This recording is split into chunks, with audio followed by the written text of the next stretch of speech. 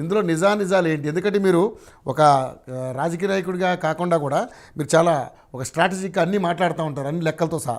మీకున్న అభిప్రాయం ఏంటి, అది చెప్పండి.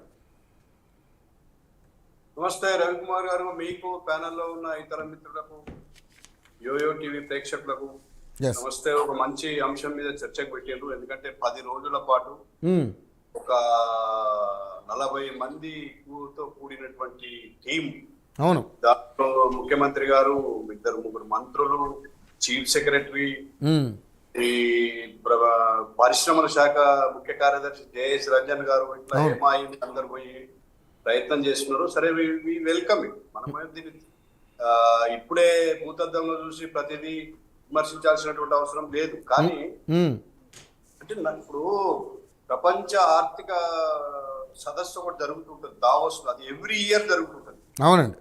నేను అనుకుంటా గతంలో కూడా మొన్న ఈయన ముఖ్యమంత్రి అయిన కొత్తలో దావోస్ కూడా వెళ్ళారు. ముఖ్యమంత్రి గారు వెళ్ళారు, శ్రీధర్ బాబు గారు వెళ్ళారు. అక్కడ కూడా కొన్ని ఎంఓఏలు చేసుకొచ్చి 40,000 కోట్లు అని చెప్పారు. మరి ఈ రోజు నేను అనుకుంటే ఎవరైనా వచ్చి దానికి సంబంధించినటువంటి ప్రాథమికమైనటువంటి అనుమతులు కావచ్చు, లేకుంటే భూములు ఐడెంటిఫై చేయడం కానీ, లేకుంటే దానికి సంబంధించి పనే ప్రారంభమైంది రైతుని భావిస్తాను. దాదాపు 7-8 నెలలు అయింది ఈ ప్రభుత్వం వచ్చి కూడా. నేనేమంటున్నా అంటే, ఇప్పుడు ఇంతమంది పోయినప్పుడు ఎక్స్పెక్టేషన్స్ కూడా హై ఉంటాయి.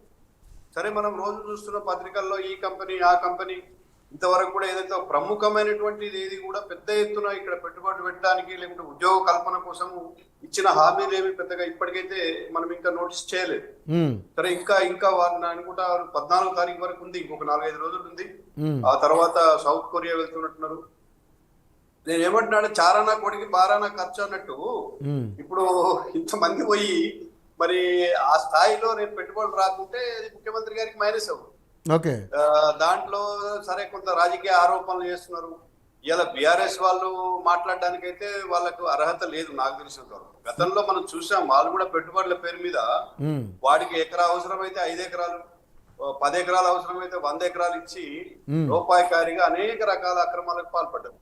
మీరు చూడండి, ఇలా ఐకియా అనేటువంటి ఒక సంస్థకు మైండ్ స్పేస్ రోడ్ లో ఒకటి కేటాయించారు. అది తెలంగాణ ఇండస్ట్రియల్ ఇన్ఫ్రాస్ట్రక్చర్ ఆధీనంలో ఉన్నటువంటి భూమిని ఇవాళ మనం చూస్తే 4 లక్షల 5 లక్షల రూపాయలకు కూడా మన గజం రాదు అక్కడ. అట్లాంటి భూమిని ఆ రోజు కారు చౌకగా నేను అనుకుంటే 19 కోట్ల రూపాయలకు ఒక ఎకరా చొప్పున కేటాయించారు. అది అఫీషియల్ గా కేటాయించారు. అదేదో బిడ్డ ఆహ్వానించి ప్రపంచ వ్యాప్తంగా ఎవడన్నా ఈ భూమికి ఎంత ధర పెడతారంటే ఆ రోజు 100 కోట్ల పైగా పలకాల్సినటువంటి భూమి. ఇట్లా ఏదైతే అక్రమాలకు పాల్పడేటువంటి అవకాశం లేకుండా నిజంగానే జెన్యూన్ గా మేక్ ఇన్ ఇండియా, ఇలా బీజేపీ పాలసీ ఏంది, మేక్ ఇన్ ఇండియా, ఇక్కడ ఎవడన్నా వచ్చి ఇక్కడ తయారు చేసి ఇక్కడ వాళ్ళకు ఉపాధి కల్పించి వాడు విదేశాల్లో అమ్ముకున్నా లేకపోతే ఇక్కడ అమ్ముకున్నా కూడా అవకాశం ఇచ్చేటువంటి పాలసీ తీసుకున్నది గవర్నమెంట్ ఆఫ్ ఇండియా. కాబట్టి మనము వెల్కమ్ చేద్దాము, కానీ దీంట్లో ఏదైనా లొసుగులు లేకుండా ఇలా పెట్టుబడుల పేరుతో ఆహ్వానించి వాళ్ళకి అప్పనంగా మన భూములు, మన వసతులు, ట్యాక్స్ ఎగ్జంప్షన్స్, కరెంట్ లో ఎగ్జంప్షన్స్ ఇట్లాంటివన్నీ చేయకుండా నేను ఏమంటున్నా అంటే, ఇవి చేయండి, వాడు రాడు, వాడు వస్తున్నారంటే ఏమి ఇస్తున్నారు అనేది మనం చూడాల్సి వస్తుంది. కాబట్టి ఇప్పటి వరకు జరిగినటువంటి ఒప్పందాలు కావచ్చు, పెట్టుబడులు కావచ్చు, దీంట్లో ఏదో ముఖ్యమంత్రి గారికి సంబంధించినటువంటి సోదరుడి కంపెనీ కూడా ఉంది అని అంటున్నారు. నేను దాన్ని తప్పటం లేదు. వాడు సోదరుడు ఎక్కడైనా ప్రపంచంలో పోయి వ్యాపారం చేస్తుంటే ఇక్కడ హైదరాబాద్ కు వచ్చి పెట్టుబడి పెడతా అంటే మనము వద్దనడానికి ఏముంటది. కాకపోతే ఏమి ఇస్తున్నారు అని అదనంగా ఏదన్నా బైపాస్ చేసి ఏదన్నా మిగతా వాళ్ళకంటే కూడా ఎక్కువగా వీళ్ళకి ఏదన్నా ఇస్తే రేపు మనం దాన్ని తప్పట్టాలి. ఈ స్టేజ్ లో పెద్దగా మనము భూతద్దంలో చూడొద్దు అనేది నా ఉద్దేశము. ముఖ్యంగా ప్రపంచ బ్యాంక్ తో ఒప్పందాలు చేసుకున్నారు. ఏం ఒప్పందాలు? ప్రపంచ బ్యాంక్ కూడా అనేక నిబంధనలు పెట్టి ప్రపంచ బ్యాంక్ ఏదన్నా ఆర్థిక సహాయం చేస్తుంది.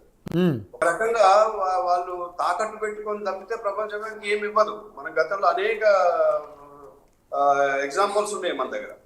ప్రపంచ బ్యాంక్ తో అంటే అది మరి ఒక రకంగా మళ్ళా గతంలో ఉన్నటువంటి ఈస్ట్ ఇండియా కంపెనీకి ఏ విధంగానైతే భారతదేశంలో మొత్తం అధికారాన్ని అప్పచెప్పాల్సి వచ్చిందో, క్రమక్రమంగా ఎక్కడైతే ప్రపంచ బ్యాంకు పోయి అక్కడ ఫండింగ్ చేస్తుందో అక్కడ డెఫినెట్ గా ప్రభుత్వాలలోగా తీసుకుంటుంది. అనేక కండిషన్స్ పెడతారు, ఇవన్నీ ఉంటాయి. కాబట్టి ఇవన్నీ కూడా ఏంటంటే వీళ్ళు ఒక వివరంగా ఏదైనా శ్వేతపత్రం లాగా రేపు ఏ కంపెనీలు వస్తున్నాయి, వాళ్ళు ఎంతమంది ఉద్యోగ కల్పన చేస్తారు, ఆ కంపెనీ ప్రొఫైల్స్ ఏంటి, వాళ్ళ పెట్టుబడులు ఏం పెడతారు, దేని దేనికోసము విస్తరణ, మనం ఏం చేస్తున్నాం వాళ్ళకి, ఈ వివరాలన్నీ కూడా ప్రభుత్వం ప్రకటించాల్సినటువంటి అవసరం ఉంది. అయితే బీఆర్ఎస్ వాళ్ళు మొదట్లో మేము వెల్కమ్ చేస్తున్నాం అన్నారు, ఆ తర్వాత రకరకాలుగా మాట్లాడుతున్నారు. నేను ఆ వివరాల్లోకి పోదలుచుకోలేదు, ఎందుకంటే రాజకీయాలు మాట్లాడేటప్పుడు రాజకీయాలు మాట్లాడదాం. తెలంగాణ ఇవాళ తెలంగాణకు ఉద్యోగ కల్పన లేకుంటే ఐటీ ఎక్స్పోర్ట్స్ ఈ సంవత్సరం తగ్గినాయంటున్నారు. ఐటీ ఎక్స్పోర్ట్స్ గతంలో ఉన్నటువంటి స్థాయిలో లేకుండా తగ్గినాయి. దీనికి మరి అది పెంచడానికి కోసం కృషి చేస్తుంటే తప్పకుండా మనం అభినందించాలి. కాబట్టి ఇవన్నింటినీ కూడా కొంత మనము ఆచి తూచి రేపు పొద్దున మొత్తం రిజల్ట్ వచ్చిన తర్వాతనే దీని మీద ఒక సమగ్రమైనటువంటి అభిప్రాయాన్ని ఏ పార్టీ అయినా కూడా వ్యక్తం చేయాలి. దీంట్లో రాజకీయాధిపతిగా అయితే ఇక్కడ ఇంకోటి కూడా ఉంది. ఇప్పుడు ఇన్ని సమస్యలతో ప్రజలు ఇబ్బందుల్లో ఉన్నారు. అనేక మీరు హామీలు ఇచ్చారు, 6 గ్యారంటీలు అన్నారు, అవి కూడా అతిగతి లేదు. రుణమాఫీ అన్నారు, ఇలా కేవలము ఒక 6,000 + 6,000 12,000 కోట్లు మాత్రమే ఇచ్చి దాదాపు 65 లక్షల మంది ఈ రాష్ట్రంలో రుణాలు తీసుకున్నటువంటి రైతులు ఉన్నారు. దానికి రకరకాల కండిషన్స్ పెట్టి వైట్ రేషన్ కార్డు అని లేకపోతే కార్డు లింక్ చేసి ఇట్లా నిబంధనలు పెట్టి అనేక మందిని ఇవ్వడం లేదు. నాకు తెలిసి ఇప్పుడు గ్రామాల్లో మేము చూస్తున్నాం 12 మందికి అందలేదు. రేపు ఈ 2 లక్షల రుణమాఫీ అయినాక కూడా నాకు తెలిసి 50% కంటే రుణమాఫీ రాని వాళ్ళు ఇక్కడ ఇప్పటికే అనేక ఆందోళన చేస్తారు. ఇవన్నీ కొంత ఉపశమనం కోసము, కొంత డైవర్ట్ చేయడం కోసం ముఖ్యమంత్రి గారు ఈ ప్రోగ్రాం పెట్టుకున్నారా ఏందనేది మనము రాజకీయ కోణంలో చూడాలా. కాబట్టి రేపు దీని మీద సమగ్రంగా నివేదిక వచ్చిన తర్వాతనే మనం దీని మీద మాట్లాడవచ్చు. ఓకే ఓకే, థ్యాంక్ యూ అండి. రాంగోపాల్ గారు, ముఖ్యంగా చూసుకుంటే వీళ్ళు ఎలిగేట్ చేస్తున్నటువంటి ఒక అంశం ఉంది, ఏదైతే అది స్వచ్ఛ బయోతో కాదు, స్వచ్ఛ బయో గ్రీన్ ప్రైవేట్ లిమిటెడ్ తోటి వీళ్ళు ఒప్పందం కుదుర్చుకున్నారు. అది ఒక బోగస్ కంపెనీ. అది ఆ కంపెనీ కూడా కేవలం వాళ్ళ సోదరుడిదే అని చెప్పేసి వీళ్ళు ముఖ్యంగా ఎలిగేట్ చేస్తున్నటువంటి అంశం. అదేవిధంగా ఇంకా 2-3 కంపెనీలు అన్నీ కూడా ఇప్పుడు వాళ్ళు తీసుకున్న కంపెనీలన్నీ కూడా. సో నిజంగానే ఈరోజు ఆయన కూడా అన్నట్టుగా నిజంగానే మరి అక్కడ వాళ్ళు తాకట్టు పెడితేనే మనకి ఇక్కడ అప్పు ఇచ్చే పరిస్థితి. మరి నిజంగానే ఏంటి ఇప్పుడు ఈ టూర్ వెనక ఉన్న దాగినటువంటి అంశాలు? మీరు ఒక ఆర్థిక నిపుణుడు కాబట్టి మీరు ఎలాగ చెప్తారు ఈ విషయాన్ని? ముందుగా మా రవి మీకు ప్యానల్